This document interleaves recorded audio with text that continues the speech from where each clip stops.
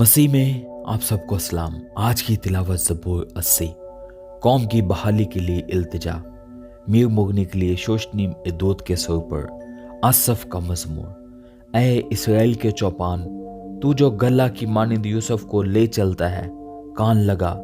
तू जो करोबियों पर बैठता है, जलवागर हो। इफ्राइम और बिन्यामीन और मनसी के सामने अपनी कुव्वत को बेदार कर और हमें बचाने को आ। ऐ खुदा, हमको बहाल कर और अपना चेहरा चमका तो हम बच जाएंगे। ऐ खुदा उन लश्करों के खुदा, तू कब तक अपने लोगों की दुआ से नाराज रहेगा? तूने उनको आंसुओं की रोटी खिलाई और पीने को कसरत से आंसू ही दिए। तू हमको हमारे पड़ोसियों के लिए झगड़े का बायस बनाता है और हमारे दुश्मन आपस में हंसते हैं। ऐ लश्करों के खुदा, हमको बहाल कर और अपना चेहरा चमका तो हम बच जाएंगे। तू मिस्र से एक ताक लाया, तूने कौमों को खारिज करके उसे लगाया। तूने उसके लिए जगह तैयार की, उसने गहरी जड़ पकड़ी और जमीन को भर दिया। पहाड़ उसके साया में छुप गए और उसकी डालियां खुदा के देवदारों की मानिंद थी।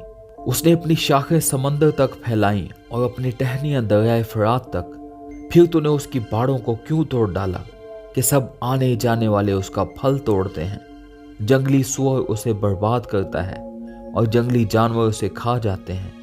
ऐ लश्करों के खुदा, हम तेरी मिन्नत करते हैं, फिर मुतवज्जे हो। आसमान पर से निगाह कर और देख और इस ताक की निगरानी फरमा, और उस पौधा की भी जिसे तेरे दाहिने हाथ ने लगाया है, और उस शाख की जिसे तूने अपने लिए मजबूत किया है। ये आग से जली हुई है, ये कटी पड़ी है, वो तेरे मुंह की झिड़की से हलाक हो जाते हैं। तेरा हाथ दाहिनी तरफ के इंसान पर हो, उस इब्ने आदम पर जिसे तूने अपने लिए मजबूत किया है। फिर हम तुझसे बरगिश्ता ना होंगे। तू हमको फिर जिंदा कर और हम तेरा नाम लिया करेंगे।